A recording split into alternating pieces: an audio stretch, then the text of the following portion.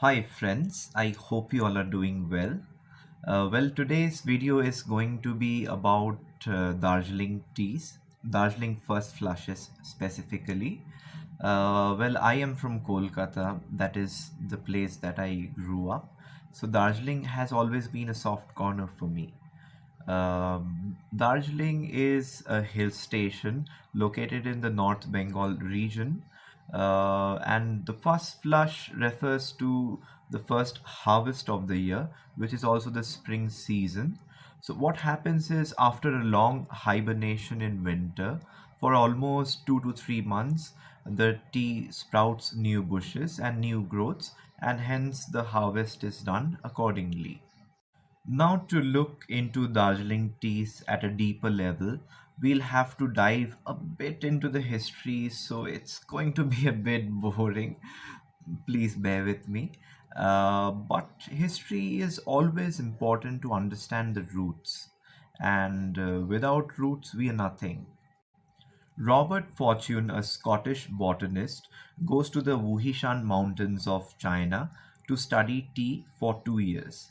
In the meanwhile, the attempts of the British colonial masters to control over the growth as well as the pricing standards in China, it was an attempt to failure.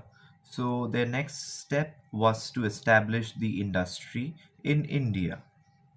Robert Fortune returns to India after 2 long years, along with few plants, which we know as Camellia sinensis or the small leaf variety, and also few workers, and thus the journey of Darjeeling begins.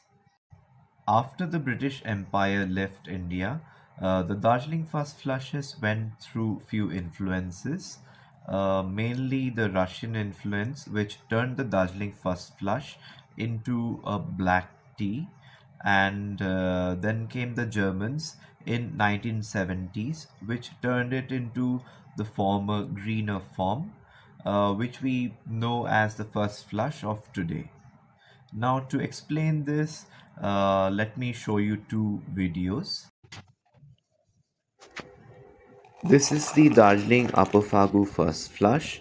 You can see as soon as I pour the water, they're floating on top.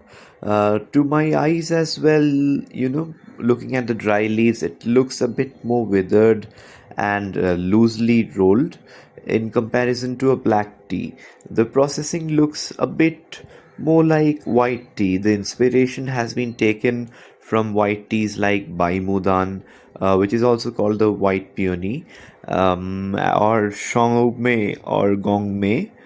These are Chinese white teas. So you can clearly see influences from there, but it is a black tea. Yeah. So this is the Darjeeling Jungpana 2023 first flush.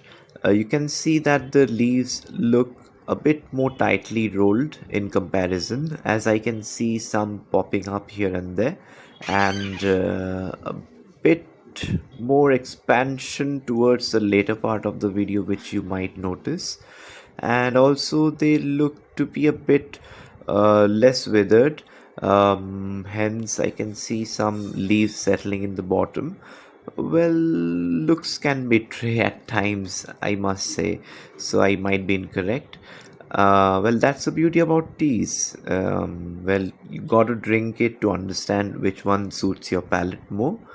There is no right or wrong in teas, both are good teas. I would say taste and decide.